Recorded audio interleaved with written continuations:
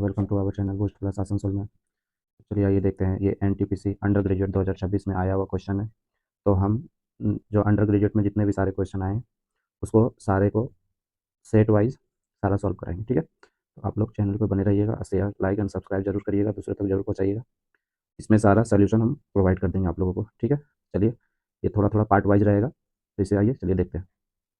तो पहला क्वेश्चन बोल रहा है कि यदि वाई रुपीज़ की धनराशि राशि पर वार्षिक रूप से संयोजित होने वाले 10% वार्षिक दर से 2 वर्ष में प्राप्त चक्रवृद्धि ब्याज 462 है, तो 2 वर्ष की अवधि के अंत में देय कुल राशि क्या होगी, ठीक है। तो ये चक्रवृद्धि ब्याज दिया हुआ हम लोगों के पास में कितना दिया है, 462 रुपये।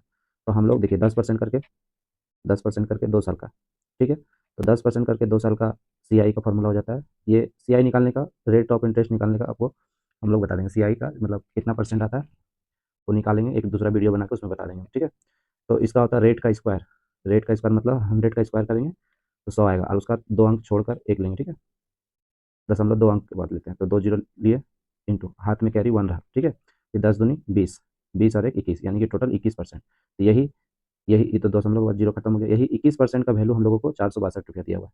ये कैसे निकलता है ये हम आप लोग को एक नया वीडियो में बता देंगे। तो 21% का वैल्यू हम लोगों के पास दिया हुआ है 462 रुपया, ठीक है। तो 1% का वैल्यू निकाल लेंगे हम लोग। 1% का वैल्यू कितना आ जाएगा, 462, ठीक है, डिवाइड बाय 21, ठीक है। तो 100% हम लोग निकाल लेंगे, 100%। तो 100% का वैल्यू कितना आ जाएगा, पहले इसको डिवाइड कर लेते हैं। तो 21 देखिए, 21 दूनी 42 हो जाएगा, 21 दूनी 42, तो 100% का वैल्यू कितना आ जाएगा, 2200 रुपया हो जाएगा। तो ये मेरा आ गया है अमाउंट, सॉरी, ये आ गया मेरा धनराशि। लेकिन इस पर हम लोग ब्याज दिए ना 462, तो 462 इसमें जोड़ देंगे। तो 462 जोड़ेंगे तो 2 हो गया, इधर 6 हो गया, ये भी 6 और ये 2, 2662 रुपया देय राशि। मतलब कि देय राशि का मतलब होता है कि मूलधन जितना तो उधार लिए वो, और उसके साथ साथ इंटरेस्ट भी। तो ए नंबर आंसर हो गया, ठीक है। आगे चलते हैं। बोला 7 अंकों की संख्या 24 से विभाज्य है, तो ए प्लस बी का न्यूनतम मान क्या होगा, ठीक है। तो हम लोग देखिए 24 से डिवाइड होने के लिए क्या चाहिए, या तो 8 से डिवाइड होना चाहिए, और नहीं सॉरी 8 और 3 दोनों से डिवाइड होना चाहिए, ठीक है।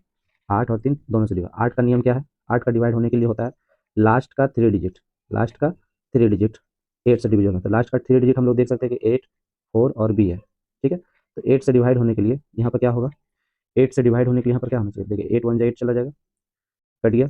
यहाँ 4 है, तो यहाँ पर क्या होना चाहिए बी की जगह पे। तो देखिए 8 का मतलब या तो 0 हो सकता है, ठीक है, 8 × 5 = 40 कट जाएगा, या फिर 8 भी हो सकता है, ठीक है। लेकिन हम लोगों के पास यहाँ पर क्या बोला है, मिनिमम कितना हो सकता है, तो मिनिमम हम लोग 0 ले सकते हैं, मिनिमम 0 ले सकते हैं, ठीक है। यहाँ पर क्योंकि न्यूनतम मान पूछा है, तो न्यूनतम मान निकालने के लिए मतलब हमको वैल्यू छोटा से छोटा लेना होगा, तो इसलिए बी का मान 0 हो सकता है, ठीक है। आगे देखते हैं।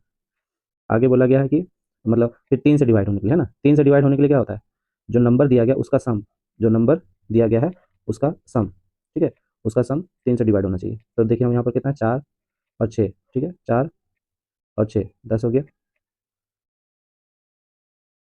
4 और 6 10 हो गया, 10 और इधर 8 4 12, ठीक है। 10 और 12 22, 22 और 4 26 हो गया, कितना हो गया 26।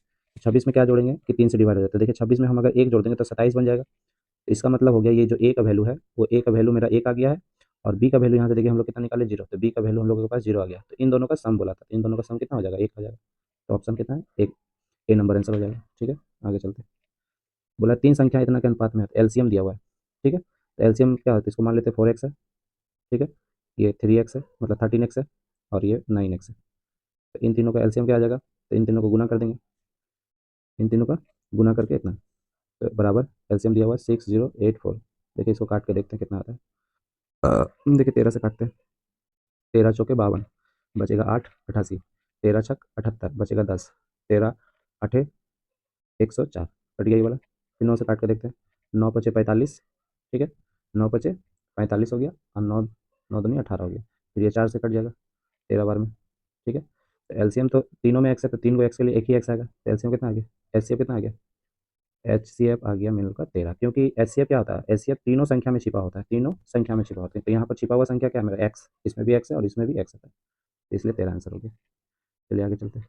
दो धनात्मक संख्याओं का योगफल 27 है और उनका गुणनफल 170 है, तो उनके बीच का अंतर धनात्मक अंतर बोला, तो एक्स, तो मान लेते हैं कि एक्स प्लस वाई का वैल्यू 27 दिया हुआ है, ठीक है, और एक्स वाई का वैल्यू दिया हुआ है मेरे पास 170, ठीक है, 170। तो हम लोगों का एक्स माइनस वाई को पूछा था, हम लोग इसे यहाँ पर स्क्वायरिंग बोथ साइड कर देंगे, दोनों तरफ वर्ग करने का, दोनों तरफ वर्ग करने का। तो ये एक फॉर्मूला होता है ना, ए प्लस बी का होल स्क्वायर का फॉर्मूला क्या रहता है, ए प्लस बी का बी का होल स्क्वायर का एक फार्मूला होता है ए माइनस बी का whole square plus 4ab plus 4ab। तो उसी को बिठा देंगे हम लोग। यहाँ देखिए एक्स प्लस वाई की जगह में हम लोग क्या लिखेंगे, एक्स माइनस वाई का whole square plus 4 into ab, मतलब एक्स वाई। ठीक है, ये हो जाएगा, कोई दिक्कत नहीं है। ठीक है, तो इसका वैल्यू पूछा है, इसी का वैल्यू पूछा है। ठीक है, और यहाँ पर हम लोग किसका निकाले थे, एक्स प्लस वाई, इसके जगह पे रखे थे। ठीक है, तो इसके जगह पर ये आ गया। ठीक है, तो इसके जगह पर ये। ठीक है, तो हम लोग क्या करेंगे, देखिए, तो यहाँ से हम लोग एक्स माइनस वाई का वैल्यू निकालेंगे। तो क्या निकाल सकते हैं, तो एक्स प्लस वाई का वैल्यू कितना दिया, 27 दिया, तो ये 27 का स्क्वायर हो जाएगा। ठीक है, यहाँ से एक्स माइनस वाई का whole square plus 4 into X Y का वैल्यू कितना दिया, 170, ये इंटू में हो जाएगा। ठीक है, तो 17 चौके 68, मतलब 680 हो जाएगा। और ये 17 का 27 का स्क्वायर कितना हो जाएगा, 27 का स्क्वायर हो जाएगा आपका 729, 729 हो जाएगा। ठीक है, तो 729 में 680 घटा देंगे हम लोग, तो हम लोगों का आ जाएगा ये 9 आ जाएगा, ये 12 में से 4 आ जाएगा। ठीक है, 12 में से 8 यहाँ कट जाएगा, बराबर आ गया हम लोग का एक्स माइनस वाई का होल स्क्वायर। ठीक है, तो स्क्वायर इसमें चढ़ेगा तो रूट, तो कितना आ जाएगा हम लोगों का, एक पेज ले लेते हैं। तो यहाँ से हम लोगों का एक्स माइनस वाई का होल स्क्वायर बराबर आ गया 49। ठीक है, तो एक्स माइनस वाई यहाँ से कितना आ जाएगा, 7 आ जाएगा, क्योंकि 49 का रूट अंडर 7 होता है। और एक्स प्लस वाई का वैल्यू मेरा कितना दिया हुआ था, एक्स प्लस 27 दिया हुआ था ना। ठीक, 27 दिया। ठीक है, पूछा क्या था, तो धनात्मक अंतर ज्ञात करो। धनात्मक, धनात्मक अंतर तो साथ ही हो जाएगा, क्योंकि हम लोग एक्स माइनस वाई ही पूछा है, और आगे नहीं करना। ये धनात्मक अंतर तो यही आ जाएगा, एक्स माइनस वाई का अंतर पूछा था, यही आ जाएगा।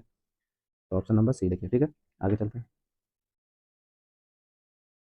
बोला एक समचतुर्भुज का परिमाप 100 मीटर दिया। समचतुर्भुज को इंग्लिश में बोलते हैं रोम्बस। क्या बोलते हैं, रोम्बस। ये रोम्बस है। ठीक है, इसके एक विकर्ण की लंबाई 14 दिया है, मतलब ये वाला दिया है 14। ठीक है, 14 दिया है। तो दूसरे विकर्ण की लंबाई पूछा है, इसका विकर्ण का लंबाई पूछा। ठीक है, और ये पेरीमीटर 100 दिया है। तो समचतुर्भुज के चारों भुजाएं बराबर होता है, तो जिसका कारण से ये 25 25 हो जाएगा, ये 25 ये 25। ठीक है, और ये जो विकर्ण होता है वो 90 डिग्री पे कट करता है। समचतुर्भुज का जो विकर्ण होता है वो 90 डिग्री पे कट करता है। ठीक है, तो ये मान लेते हैं, अगर हम ये वाला, ये या ये दोनों में से कोई भी मान सकते हैं हम लोग, तो हम लोग यही मान लेते हैं कि इसका वैल्यू टोटल यहाँ से यहाँ 14, तो ये वाला 7 हो जाएगा। ये सिर्फ यहाँ से यहाँ आधा आधा आधा कितना हो जाएगा, 7। तो ये हम लोग को देख रहे हैं एक समकोण त्रिभुज बन जा रहा है, ये वाला सेक्शन, ये वाला हम लोग क्या, समकोण त्रिभुज बन जा रहा है। तो ये कर्ण हो गया, ये लंब हो गया 7, और हम लोग को आधार निकाल लेना।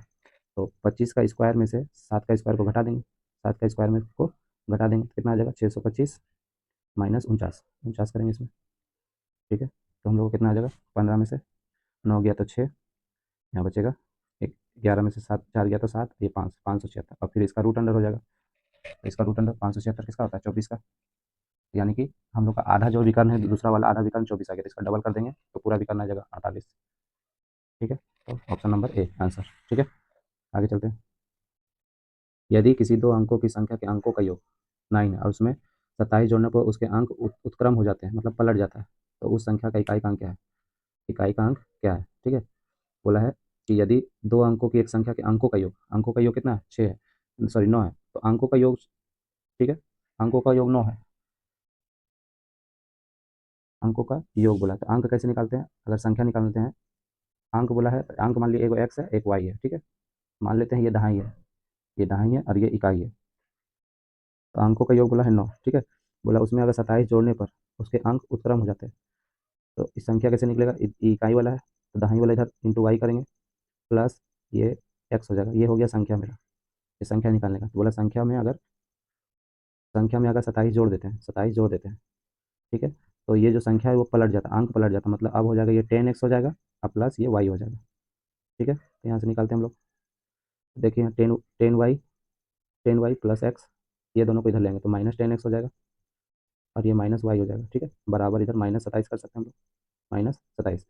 देखिए 10y में से एक y गया तो 9y बचेगा, 9y। ठीक है, और इसमें से घटेगा 10x में से x घटाएंगे तो -9x बचेगा, इक्वल टू -27। ठीक है, एक काम करते हैं, दोनों को उधर, इसको उधर पटक देते हैं, या फिर इसमें से इसको आगे कर लेते हैं, -9x प्लस 9y। ठीक है, इक्वल टू -27। अब इसमें से माइनस कॉमन ले लेते हैं, -9 कॉमन ले लेते हैं, यहाँ बचेगा x minus Y equal to -27 बच गया। ठीक है, तो ये माइनस से माइनस चला गया, 9 से ये 3 बार में चला जाएगा। ठीक है, तो हम लोगों के पास दो का समीकरण आ गया, एक्स माइनस वाई का वैल्यू आ गया हम लोग के पास 3, और x प्लस वाई का वैल्यू आ गया 9। ठीक है, तो ये कट गया, तो यहाँ बचेगा 2x बराबर ये 12 आ गया। x का वैल्यू कितना आ जाएगा, 6 आ जाएगा। तो हम लोग से पूछा क्या है, तो इकाई का अंक देखिए, इकाई का अंक ही हम लोग x माने थे, तो x का वैल्यू कितना आ गया 6, तो यानी कि 6 आंसर हो जाएगा, ऑप्शन नंबर बी। ठीक है, आगे चलते हैं। बोला एक मशीन के मूल्य में 10% वार्षिक वृद्धि, वार्षिक दर से मूल्य ह्रास होता है, मतलब कमी हो रहा है। 2 वर्ष बाद कुल प्रतिशत मूल्य ह्रास कितना हो रहा है, तो 2 वर्ष के बाद बोला है ना, तो इसमें हम लोग ए बी का फार्मूला लगाते हैं। ए बी का फार्मूला क्या होता है, ये ए बी का फार्मूला बोलते हैं। इसमें क्या होता है, plus minus A plus minus B plus minus A into B बटा 100, इसको बोलते हैं। ठीक है, इसको यूज कैसे करते हैं देखिएगा, ह्रास बोला है ना, तो यहाँ -10 लिखेंगे। ठीक है, फिर 2 वर्ष में बोला ना, तो 2 वर्ष करके दोनों मतलब माइनस में लिखेंगे। ठीक है, तो ये माइनस और ये माइनस, ये दोनों माइनस माइनस माइनस जाके यहाँ पर प्लस हो जाएगा। ठीक है, और ए बी का जगह 10 कर देंगे। ठीक है, डिवाइड बाय 100, ये फिक्स है। ठीक है, तो 0 से 0 चला गया, ये 0 से ये 0 चला गया, तो यहाँ देखिए -10 और -10 मतलब -20 हो गया, -20 हो गया। और ये प्लस में 1 को 1 से मल्टीप्लाई करेंगे तो 1 आ जाएगा। ठीक है, तो अल्टीमेटली हम लोगों का -19% आया, मतलब ह्रास हो गया, मतलब कमी आ गया। तो 19% ऑप्शन नंबर बी आंसर हो जाएगा। ठीक है, आगे चलते हैं। नीचे दिए गए अनुपातों में सबसे बड़ा अनुपात कौन सा है, ये ऑप्शन दिया हुआ है 7/11 दिया हुआ है, कॉमा 3/5 दिया हुआ है, 5/8 दिया हुआ है, और ये 4/7 दिया हुआ है। ठीक है, तो हम लोग क्या करेंगे, इसको देखेंगे कितना लगभग में है। ठीक है, ये कितना लगभग में है, तो इसको ईजी है, तो डेसिमल में निकाल सकते हैं हम लोग। 11 से अगर देखिए 7 को डिवाइड करेंगे तो पॉइंट, इसको 70 बना लेंगे, तो पॉइंट डेसिमल लगा तो यहाँ 0 बैठा सकते हैं, तो 6 बार में 66 आएगा। ठीक है, इसको देखते हैं, 6 बार में 66 आएगा तो बचेगा 4, तो फिर 40 हो जाएगा, फिर 3 बार में जा सकता है। इसको अगर डिवाइड करेंगे तो डेसिमल लगाएंगे, डेसिमल लगा दिए, यहाँ 0 बैठा सकते हैं, तो 5 से ये 6 बार में चला गया, मतलब ये 60 हो गया। ठीक है, फिर देखिए ये यहाँ डेसिमल लगाएं तो यहाँ 0 बैठा सकते हैं, तो ये 8×6 = 48 हो गया, बचेगा 2, यानी कि 0, फिर 8 दूनी 16 बार में चला जाएगा। ठीक है, उसके बाद फिर से देखिए डेसिमल लगाएंगे तो यहाँ 4 बिठा सकते हैं, फिर 7, 7×5 = 35, तो ये तो सबसे छोटा हो गया, तो बोला था सबसे बड़ा अनुपात कौन है, तो ये वाला हो गया बड़ा, यानी कि 7/11 बड़ा हो गया।